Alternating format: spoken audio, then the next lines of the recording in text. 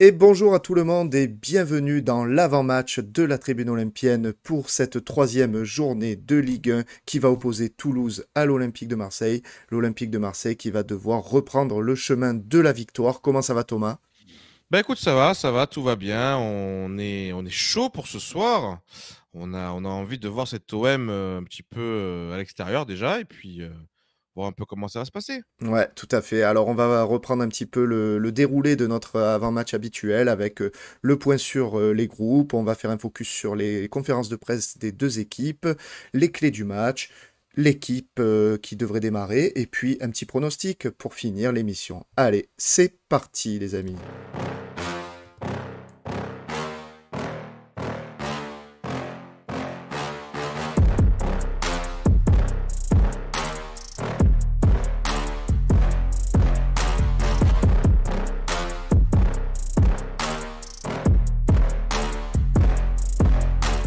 Alors on va démarrer tout de suite avec le sommaire, vous le voyez sur la gauche qui s'affiche, les conférences de presse.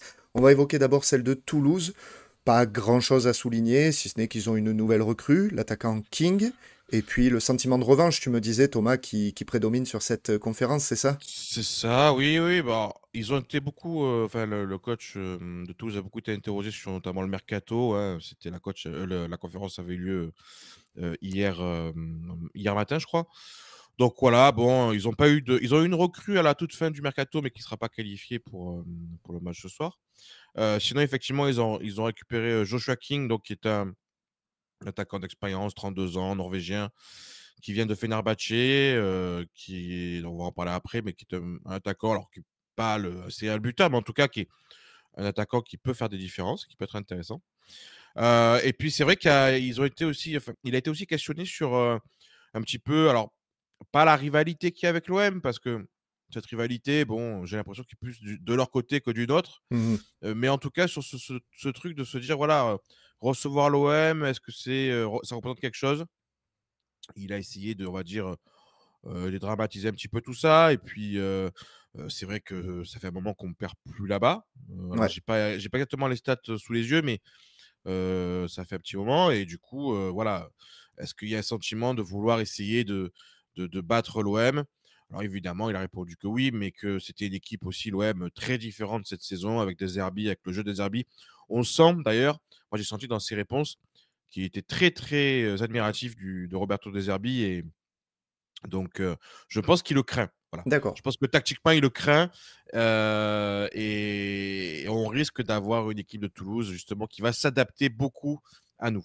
Ok. Roberto De Zerbi, lui, sa conférence de presse, elle a tourné un petit peu aussi beaucoup autour du mercato, il faut dire quand même, hein. C'était, bon, il y a eu du Toulouse aussi, mais c'était quand même le mercato sur lequel il a été interrogé, il me semble. Oui, oui, oui, bah, déjà, il a été interrogé sur l'arrivée de Neil Maupay. Il a dit qu'il était très, très heureux de son arrivée, qu'il avait le caractère pour jouer au Vélodrome. Il a été très clair par rapport à son statut, c'est-à-dire qu'il va démarrer comme remplaçant.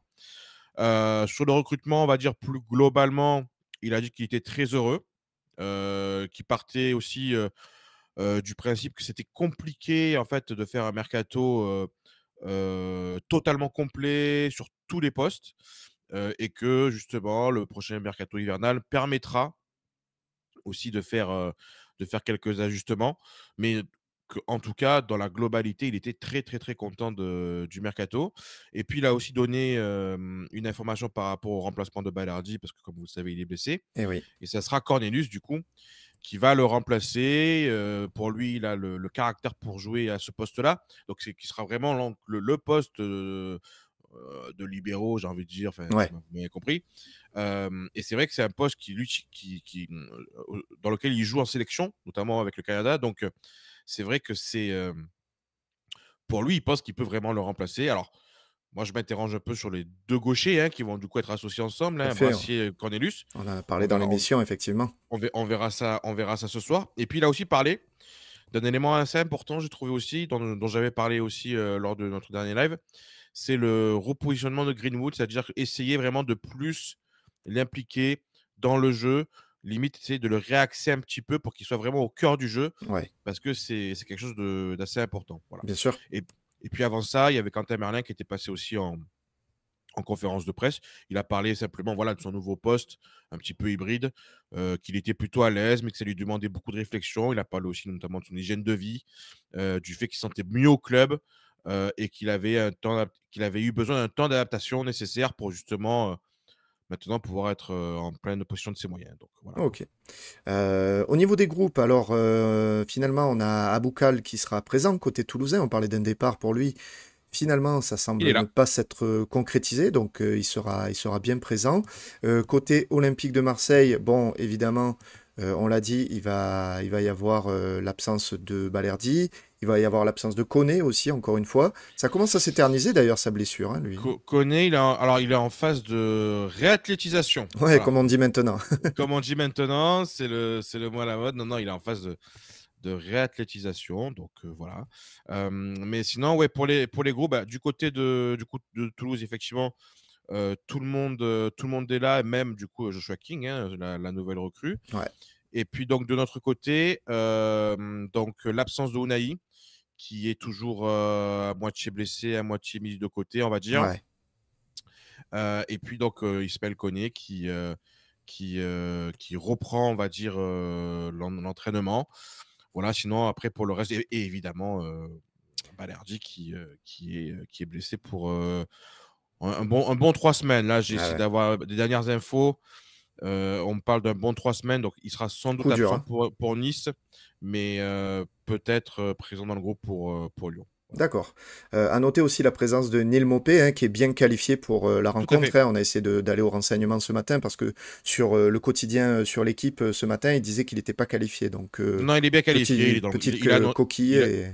voilà, il a annoncé dans le groupe, donc il n'y a pas de souci. Allez, ça marche. On va parler de l'adversaire maintenant. On va parler de nos adversaires toulousains. Comment tu les perçois? Est-ce que c'est un adversaire que l'on doit craindre? Est-ce que c'est un adversaire qui risque de nous poser des problèmes? Je vais afficher à l'écran tout simplement ben, leur dernier match, puisque on va voir que ben, c'est un adversaire qui a démarré plutôt doucement la Ligue 1 avec deux matchs nuls, un à domicile 0-0 contre Nantes et un à Nice, un partout. Un adversaire qui a joué quand même, mine de rien. Oui, oui, oui, non, mais c'est un adversaire qui est une équipe qu'il va falloir prendre au sérieux. Bon, déjà, ils ont quand même perdu 3 joueurs importants cette saison. Dalinga, évidemment, le buteur. Costa, leur défenseur. Et puis Mawissa aussi, qui est parti du côté de Monaco. Alors, sur le mercato, en fait, ils ont recruté déjà donc Cresswell, qui est un défenseur de Leeds, mais qui est un pari parce que c'est un joueur qui a été beaucoup blessé la saison dernière. Donc, voilà, c'est vrai que là, il a fait 2 premiers matchs intéressants, mais à voir sur la durée. Ils ont aussi recruté Mackenzie, Mhm. qui était un titulaire à Genk, qui est aligné dans la défense à 3, parce qu'il joue avec une défense à 3. Et puis en genre d'expérience, donc au-delà de Joshua King, ils ont aussi pris Djibril Sidibé, hein, qu'on avait notamment vu l'année dernière en Grèce. Donc voilà, alors Qui n'a pas sans doute. débuté face à Nice. Non, de ce que j'ai compris, il n'est pas encore prêt physiquement, mais il est dans le groupe en tout cas. Donc voilà. Après, par rapport aux joueurs qu'ils ont gardés, qui sont vraiment pour moi les dangers principaux, il y a Bouklal, Mm. hein, donc on avait dit qu'il devait partir, qui finalement est resté. La saison dernière, il a été blessé, il a eu une grosse blessure au genou, donc il a peu joué, il n'a pas beaucoup staté, mais je rappelle qu'il y a 2 ans, il a fait une saison notamment à 15 buts et 5 passes D, donc Ouais. saison très, très, très, très costaud pour lui. Il y a un joueur, pour moi, à surveiller vraiment très, très, très, très, très fort, c'est Gbo. Qui a bien démarré aussi, hein. C'est ça, qui a bien démarré l'année dernière, 3 buts, 4 passes D. C'est un joueur qui est formé à Rennes, qui a été passé par notamment, je crois, la Belgique. Mm. C'est lui qui Il fait la aurait, passe décisive à Nice. voilà, ils l'ont récupéré là-bas. D'ailleurs, c'est un joueur, je l'ai tweeté, mais c'est un joueur que l'on suit, voilà, que l'on regarde un petit peu, qui était un peu sur les papiers ce mercato, mais qui sera sans doute, s'il confirme cette saison avec Toulouse, on se penchera dessus, même si nos relations avec Toulouse ne sont pas énormes. Et puis, il y a aussi évidemment pas les deux tauliers, mais en tout cas les 2 joueurs, pour moi, sur lesquels vraiment il y a le plus de certitude sur leur niveau. C'est évidemment le gardien, Guillaume Rest, qui est capable de tout, hein, de faire Ouais. de très très très bons matchs. Il peut aussi se trouver par moment. Et puis Sierro, quand même, leur milieu de terrain, qui est, je trouve, un milieu de terrain assez solide, vraiment capable de faire beaucoup de choses. Donc voilà, Capitaine. capitaine. C'est une équipe, franchement, effectivement, Ils ont perdu des joueurs, mais ils se sont renforcés. Alors, tu sais, c'est quand même, ils ont un recrutement beaucoup à la data, hein, Oui, on le oui, sait, hein, depuis quelques années, c'est leur dada, on va dire, hein, pour le coup. c'est leur manière de fonctionner. Ça leur réussit, hein, parce qu'ils ont Oui, quand même gagné une Coupe de France grâce à ça. Donc, non, non, c'est plutôt intéressant. Après, voilà, c'est vrai que je trouve que c'est intéressant de les jouer en début de saison. oui, Ils ne sont pas encore totalement mis en place. Ils faut sortent se de 2 matchs roder. nuls. Donc, voilà. Mais attention, attention, parce que on le verra dans les clés du match. Il y a des choses vraiment il va falloir bien contrôler si on veut faire un résultat là-bas. Oui, ouais, non, mais je suis assez d'accord. Toulouse, c'est un adversaire après sur lequel la défense, avec ses nouvelles recrues, elle est plutôt rassurante sur les 2 premiers matchs. L'attaque, elle est pour le moment quasi muette, hein, quand même, hein. Un seul but marqué, peu de solutions quand même qui s'offrent au coach, à part avec la nouvelle arrivée de King. Ouais. Bon, attention à la surprise, on ne sait jamais, hein, mais voilà. Globalement, moi je trouve qu'on a un adversaire quand même qui est largement prenable pour l'Olympique de Marseille. Ça va être à nous d'être les décisionnaires de ce match, j'ai envie de dire. C'est à nous de prendre ce match en main et d'en prendre le contrôle, tout simplement. Donc on va en parler, hein, des clés du match, justement. C'est la partie suivante dans notre avant-match. Qu'est-ce que tu verrais comme, tout simplement, aspect particulier, prioritaire à prendre en main sur cette rencontre ou à faire attention? Alors, pour moi, il y a 2-3 points qui sont vraiment très importants. Déjà, comme on en avait parlé déjà lors du dernier live, mais je pense qu'ils vont jouer avec un bloc assez resserré quand même. Ils vont pas non plus nous presser très très haut. Ouais, Ils ont une ligne de 5 défenseurs, hein, vraiment bien établie, avec après 2 milieux de terrain et puis les 3 offensifs qui viennent aider aussi défensivement. Donc ça peut être un bloc très compact. Donc déjà, il va falloir casser ce bloc resserré. Je trouve que physiquement aussi, de ce que j'ai compris aussi, de ce que j'ai vu comme analyse, apparemment physiquement, ils sont pas encore totalement prêts. Donc c'est un match, si dans la durée, on continue à me faire un pressing important et que nous, justement, on répond présent physiquement, je pense qu'on peut leur faire mal sur la fin du match. d'accord. Donc voilà, ça, c'est quelque chose à prendre en compte, parce que voilà, je pense que et d'ailleurs de ce que j'ai vu notamment contre Nice, je trouve que physiquement, voilà, ils ont aussi eu un creux, et vraiment sur la fin de match. Ouais. Donc ça, c'est quelque chose à prendre en compte. Après, pour moi, ils vont pas jouer la possession, ils vont nous prendre en contre. Donc il va falloir vraiment gérer les transitions parce qu'ils ont quand même des attaquants, même si ce n'est pas des buteurs exceptionnels, ils sont tous très rapides, hein. Ouais. Que ce soit Boukla, Logbo, même Magri qui va sans doute débuter. Ce sont des joueurs qui sont assez rapides. Et puis ils ont tendance aussi à beaucoup jouer vraiment les transitions à fond. Mmh. Voilà. Donc ça, il va falloir faire attention. Mais le bon côté de ça, c'est que dans ces phases de transition, si jamais on récupère les ballons et que eux ils se sont un peu trop envoyés, Ouais, s'ils nous sont un peu derrière, désorganisés, on sait en nous derrière, on profiter. peut, on peut, on peut les sanctionner et défensivement, ils ont des soucis par rapport à ça. Ouais. Après, dernier point, si vraiment ils sont en bloc bas et dans nos phases de possession, il va falloir que nous, quand même, on arrive à faire des enchaînements assez rapides. Parce que je trouve leur défense assez lente, Ouais. globalement. D'accord. Donc, il va falloir qu'on arrive techniquement à faire des différences et être rapide dans les enchaînements. OK, ça marche. Ouais, non, mais je partage ton avis et je suis assez d'accord avec toi. Je me suis noté aussi que, bah, Romain, j'étais d'accord avec lui lors du live de jeudi soir sur la tribune OM. Il a souligné l'importance de trouver plus régulièrement Greenwood. Effectivement, hein, c'est lui notre arme principale. Et tu l'as dit tout à l'heure en ce début d'avant-match, il faut arriver à le lancer plus souvent. Il faut arriver à le trouver peut-être un peu plus au cœur du jeu, à voir comment on arrive à vraiment le trouver en relais de passe. Mm. Ensuite, je pense que une des clés du match, tout simplement, ça va être la compo de l'OM, en fait. Est-ce qu'elle sera sans surprise en défense, au milieu, en attaque? Il y a quand même quelques petites possibilités, je pense notamment à Rowe. S'il rentre en cours de match aussi, on a vu sa capacité à dynamiter la rencontre face à Reims. Ça pourrait aussi beaucoup nous servir si on voit que le match se ferme, si on voit que l'OM est en difficulté pour marquer on peut apporter des solutions à ce niveau-là pour relancer la rencontre et apporter un peu plus de dynamisme, un supplément d'âme au moment où on en a besoin. Donc, on va voir d'ailleurs, on va en parler de ce 11 excellente transition, tu me diras. D'ailleurs, ouais, ouais, c'est ça, non, mais tu parlais de la compo. Alors, je sais pas si tu peux montrer la compo de l'équipe, parce que l'équipe, pour eux, il n'y a pas de surprise, hein.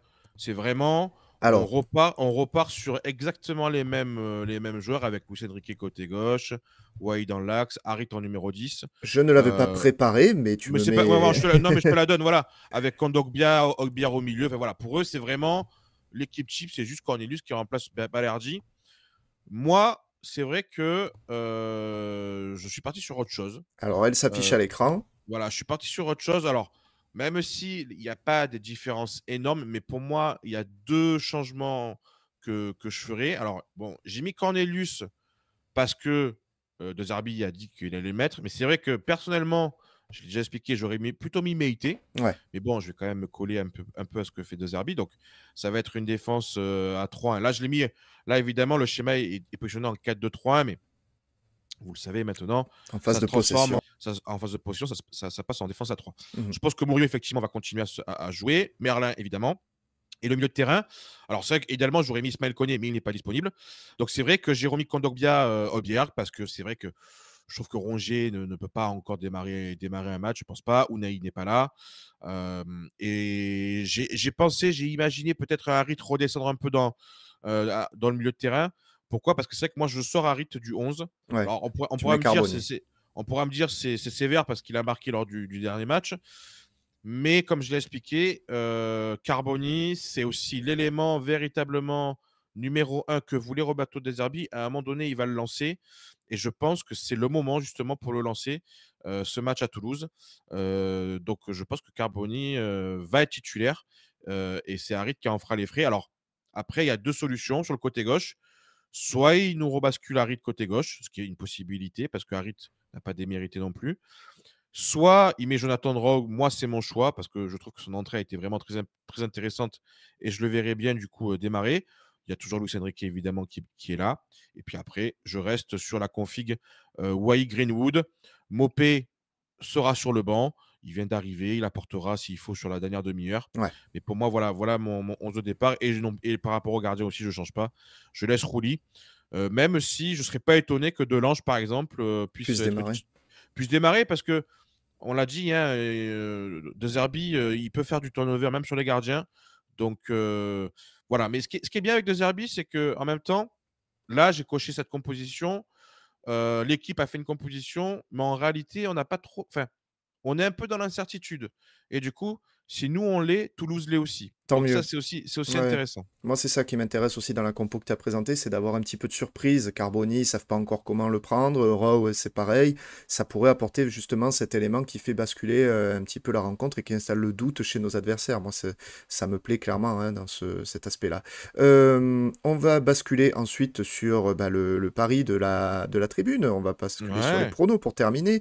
Alors, on le rappelle, hein, avec notre partenaire Parion Sport, vous le voyez à l'écran, vous pouvez recevoir jusqu'à 100 euros de bonus à l'inscription en misant jusqu'à 100 euros. Les détails, vous pouvez les retrouver sur le site. Et vous avez un petit lien d'affiliation qui est dans la description de la vidéo. Donc n'hésitez pas, c'est encore le début de la saison, ça peut être le bon moment pour se lancer dans les paris sportifs.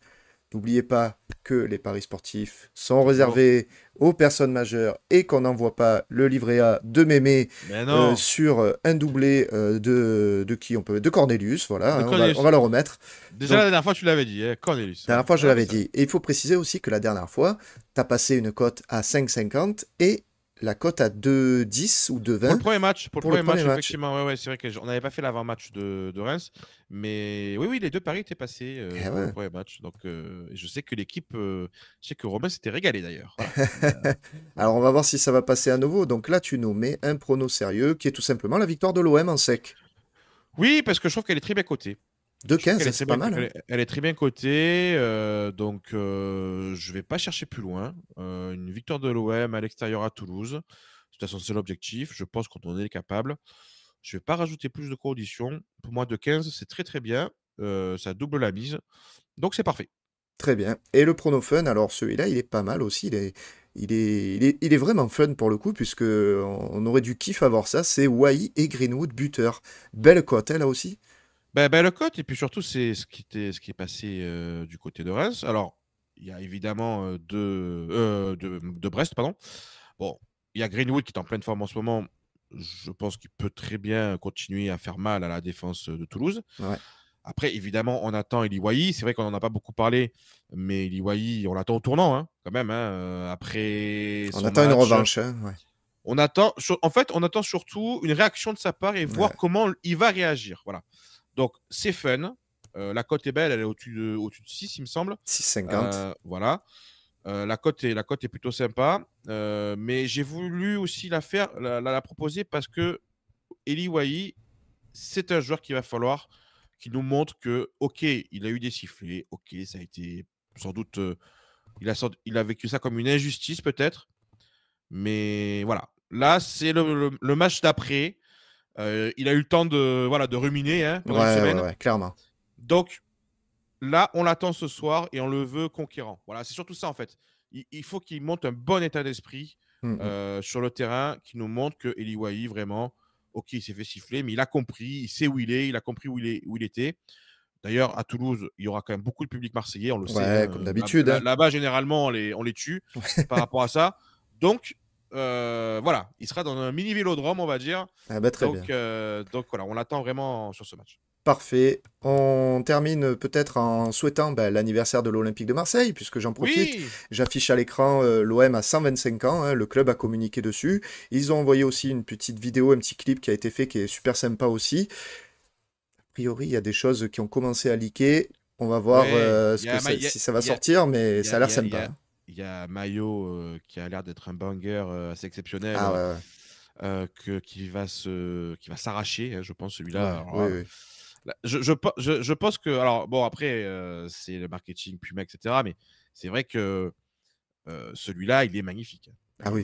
Il est vraiment magnifique, Si hein. c'est vraiment celui qui leak, ça peut être Non, non, c'est exceptionnel. celui-là. C'est celui-là. Je te le confirme, c'est bien celui-là. Il y a pas de doute là-dessus. Eh ben, parfait. Donc Bonne nouvelle, ça. voilà, il sera dispo à la vente aussi. Donc, voilà. Top, top, top, top. Je vous laisse découvrir ensuite le clip sur le site de l'Olympique de Marseille ou sur leur réseau, il est sympa aussi.